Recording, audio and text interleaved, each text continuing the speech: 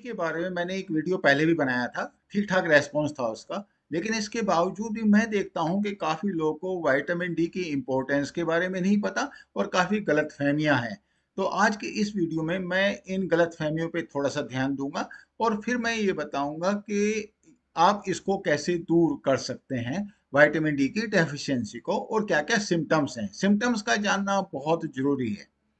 तो पहली जो गलतफहमी है इंडिया में लोगों को वो ये है कि इंडिया तो एक ट्रॉपिकल कंट्री है, यहाँ पे तो सवेरे से लेके शाम तक तेज धूप निकलती है और हम लोग तो धूप में रहते ही हैं जनरली। तो विटामिन डी की डेफिशिएंसी कैसे होगी? फैक्ट ये है कि हमारा सन एक्सपोजर पहले के कंपैरिजन में बहुत कम हो चुका। दिन दिन भर हम ऑफिस में बैठे रहते हैं, एसी एनवायरनमेंट में बैठे रहते हैं और जो लोग बाहर भी रहते हैं वो भी जनरली शेड में रहते हैं। तो with the result vitamin D की डेफिशिएंसी हो सकती है, वो प्रोबेबिलिटी बहुत ज़्यादा है। दूसरी जो गलतफहमी है वो गलतफहमी ये है कि सर हम तो दूध, घी, बटर, पनीर ये सब खाने वाले लोग हैं और उसमें विटामिन डी अच्छा खासा होता है, तो डेफिशिएंसी कैसे होगी?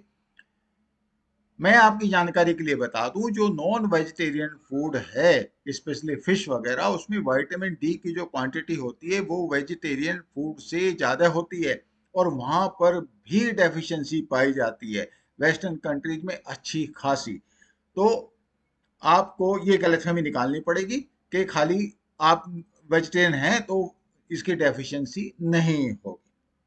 तीसरा जो है फैक्टर, सर विटामिन डी की डेफिशिएंसी तो बच्चों में होती है, हम में कैसे होगी?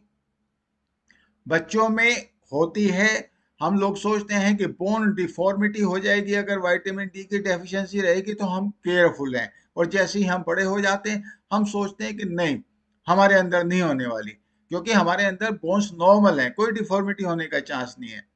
मैं आपकी जानकारी के लिए बता दूं कि विटामिन डी का रोल खाली बोन फॉर्मेशन या उसकी मेंटेनेंस में नहीं है, इसके अलावा भी बहुत ज़्यादा रोल है। कम से कम 500 रिएक्शंस बॉडी के अंदर ऐसे हैं जो विटामिन डी से रेगुलेट होते हैं और जब विटामिन डी की डेफिशिएंसी होती है तो बॉडी अफेक्ट होती है, क्योंकि वो रिएक्शंस अफेक्ट होते हैं और उन रिएक्शंस के बेसिस पे फिर बॉडी में सिम्टम्स भी आते हैं जो मैं आज आपके साथ डिस्कस करूंगा। तो इसलिए आप ऐसा मत सोचें कि बड़े लोग इससे अफेक्ट नहीं हो सकते। और एक बात और, जैसे ही आपकी एजिंग होती है, आप एजिंग समझते हैं, 40 के बाद जैसे आपकी एज पकड़ने लगती है तो विटामिन डी का जो एब्जॉर्प्शन है वो कम होने लगता है और फिर डेफिशिएंसी होने में कोई टाइम नहीं लगता और काफी दिनों तक तो आपको पता ही नहीं चलता। इसलिए you have to be very very careful. और जब सिम्टम्स की बात करेंगे तो आपको समझ में आएगा कि स्पेशली अडल्ट तो कितने ज्यादा वल्नरेबल हैं। और एक गलतफहमी और है, सर टॉक्सिसिटी हो जाएगी ज्यादा ले लूंगा। आप देखेंगे कि आप ज्यादा ले ही नहीं सकते, ये पॉसिबल ही नहीं है इन नॉर्मल सर्कमस्टांसेस, जब तक कि आप सप्लीमेंटेशन के थ्रू लें। वो तो सप्लीमेंटेशन जब आप करेंगे वो डॉक्टर के थ्रू होगा, तो डॉक्टर इस बात को इंश्योर करेगा कि आपके ओवर सप्लीमेंटेशन ना हो। अदरवाइज खाने से और सन एक्सपोजर से इसकी टॉक्सिसिटी हो ही नहीं सकती। मैक्सिमम जो एब्जॉर्प्शन है विटामिन डी का वो सन के थ्रू है और वहां पे बॉडी के अंदर ऐसी मैकेनिज्म है कि इसका ज्यादा एब्जॉर्प्शन ना हो, ओवर एब्जॉर्प्शन हो ही नहीं सकता। तो ये जो गलतफहमियां हैं आप निकाल दें। अब मैं आपसे बात करूंगा सिम्टम्स के बारे में, और जब सिम्टम्स के बारे में बात करेंगे तो आपको ये समझ में आएगा कि विटामिन डी का रोल कितना ज्यादा है बॉडी के अंदर। You will be amazed, you will be amazed कि विटामिन डी बॉडी की बहुत सारी रिएक्शंस में काम करता है। तो दो तरह की गाइडलाइंस अवेलेबल हैं ग्लोबली, एक तो इंस्टीट्यूट ऑफ मेडिसिन यूएसए का है, ये दूसरी एंडोक्राइन सोसाइटी गाइडलाइंस, ये भी यूएसए की है। तो एज पर दिस 12 नैनोग्राम पर ml that will be deficient. So where exactly we should focus? We should focus on our vitamin D level about 20 nanogram per ml.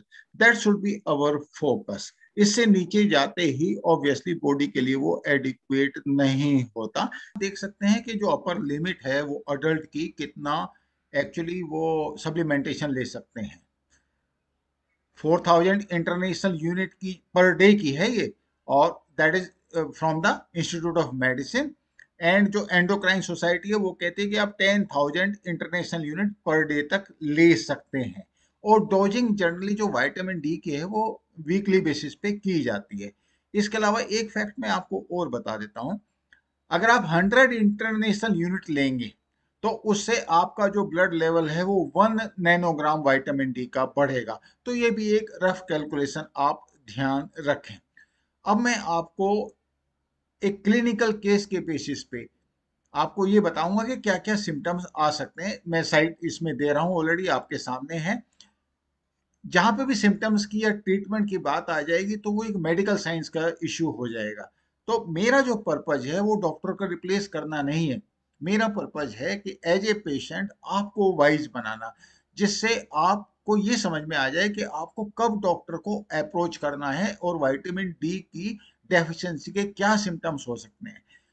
क्योंकि काफी time तक लोगों को पता ही नहीं चलता कि क्या है और कैसे है। अब आप देखें इसमें, it all started with chest tightness. कहीं लिखा आपने विटामिन डी की डेफिशिएंसी में चेस्ट टाइटनेस? ऑब्वियसली कंजेशन है कहीं पे, एक्सट्रीम फैटिंग, एक सब एकदम थकावट, ठंडे पैर, cold feet and occasionally abdominal pain, पेट में भी दर्द। डॉक्टर ने हार्ट इशू को रूल आउट किया, उन्होंने एनीमिया को सस्पेक्ट किया, ब्लड टेस्ट कराया और उसके बाद क्या पाया? उन्होंने पाया कि विटामिन डी की डेफिशिएंसी है, और इसीलिए मैं आपको वाइज बनाना चाह रहा हूँ। विटामिन डी की डेफिशिएंसी से ये सारे सिम्टम भी आते हैं जिनके बारे में पहले कोई बात नहीं करता। और अगर ये सिम्टम आते हैं तो आपको अपने डॉक्टर के पास एकदम जाना पड़ेगा। और दूसरी बात, जो डोज रेट ऑन दिया 50,000 international unit of D3, vitamin D3 लेना है आपने, ये बिल्कुल क्लियर होना चाहिए। विटामिन D3, और ये फैटी मील के साथ लेना है। ऑफ कोर्स डॉक्टर आपको बताएगा, इसकी वजह से एब्जॉर्प्शन एक्चुअली बढ़ जाता है जब आप फैटी मील के साथ लेते हैं, आपको खाली पेट नहीं लेना है। तो ये सब बात आपको डॉक्टर से डिस्कस करनी है, इसलिए मैं आपको वाइज बना रहा हूँ। अब आप दूसरे पेशेंट का देखिए, इसने क्या सिम्टम दिए? मैं हमेशा थकावट महसूस करता था, हाथ और पैर ठंडे रहते थे, एंजाइटी रहती थी, पूरे बॉडी के अंदर दर्द रहता था, हमेशा प्यास लगती थी, और डिप्रेशन, यानी कि विटामिन डी की वजह से डिप्रेशन था। और जब आप टेस्ट कराएंगे, और टेस्ट ऑफ कोर्स डॉक्टर की एडवाइस में कराएंगे, तो आप देखेंगे कि विटामिन डी की डेफिशिएंसी पाई गई। अब आप ये केस देखिए, इन्होंने D3 लिया 1 साल तक, 50,000 इंटरनेशनल यूनिट ए डे। अब आई डोंट नो ये कैसे इतना डोज रेट बढ़ा, बट पॉइंट ये है कि इसका मतलब डेफिशिएंसी बहुत ज्यादा होगी, और अल्टीमेटली इनका फिर ये नॉर्मल से भी ऊपर चला गया, मतलब अच्छे खासी ये आइडियल रेंज में विटामिन डी पहुंच गए। तो आप समझ सकते हैं कि विटामिन डी की डेफिशिएंसी से क्या क्या हो सकता है। अब मैं आपको ये लास्ट स्लाइड दिखाता हूं। आप देखिए, विटामिन डी की डेफिशिएंसी से जो वायरल इन्फेक्शंस हैं वो बार बार पिकअप होते हैं। कभी आपको खांसी होगी, कभी जुकाम होगा, कभी आपको कोरोना के लिए वल्नरेबिलिटी बढ़ जाएगी। जब भी मौसम चेंज होगा आप देखेंगे कि आप बीमार हो रहे हैं, पूरी बॉडी के अंदर दर्द होता है।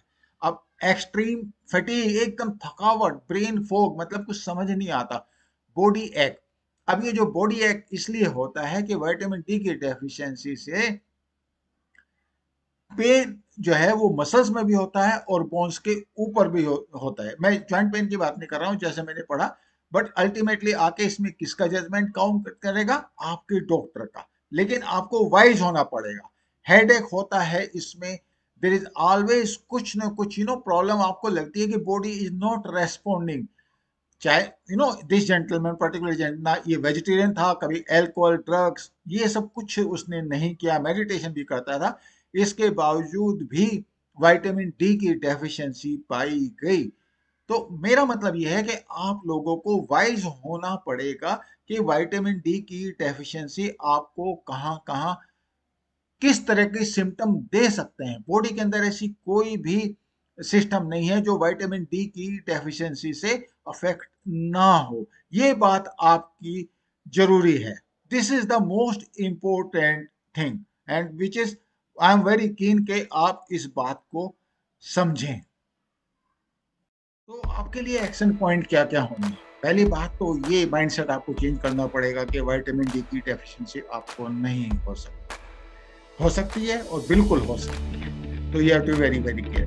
दूसरी बात, आपको सिम्टम्स आइडेंटिफाई करने पड़ेंगे, वो कन्वेंशनल विजडम यहाँ नहीं चलेगी। ऐसे बहुत सारे सिम्टम्स हैं जो कंफ्यूज करते हैं, आपको भी कंफ्यूज करेंगे, तो आपको डॉक्टर को अप्रोच करना बहुत जरूरी है। तीसरी बात, सप्लीमेंटेशन आपको लेना पड़ सकता है, और सप्लीमेंटेशन की जो लिमिट है वो डॉक्टर को डिसाइड कर दीजिए, वीकली बेसिस पे या डेली बेसिस पे जैसे वो बताते हैं आप उसको डेफिनेटली लीजिए। अब मैं एक बात और बताता हूँ, अगर आप सप्लीमेंटेशन नहीं लेना चाहते तो सन एक्सपोजर से आपका काम चल सकता है। से अराउंड 30 मिनट्स अगर आप डेली अराउंड नून, अगर आप, इनफैक्ट मेरा पर्सनल एक्सपीरियंस ये है कि अगर आप ट्वाइस या थ्राइस ए वीक भी लेंगे तो आपको कभी भी कोई विटामिन डी की डेफिशिएंसी नहीं हो सकती। और दूसरी बात, आपको कभी टॉक्सिसिटी भी नहीं होगी, क्योंकि बॉडी के अंदर ऐसा मतलब सिस्टम है कि सन एक्सपोजर को वो उसी हिसाब से रेस्ट्रिक्ट करता है। और एक बात और, काफी हद तक लोगों को ये माइंडसेट रहता है कि हम तो डार्क लोग हैं तो हमें विटामिन डी की डेफिशिएंसी नहीं हो सकती, और दैट सॉर्ट ऑफ वाइट्स ज्यादा अफेक्ट होंगे। नहीं, हमारी जो स्किन के अंदर जो मेलानिन पिगमेंट है वो अल्ट्रा वायलेट रेज को ब्लॉक करता है और विटामिन डी के सिंथेसिस को रोकता है। तो आप एक्चुअली एक एडवांटेज पे नहीं हो, लेकिन कहाँ आपका एडवांटेज है ये मैं आपको बता देता हूँ। आपको सन बर्न, स्किन बर्न या चेहरे पे जो टैनिंग होती है वो वाइट लोगों के कंपैरिजन में कम होती है।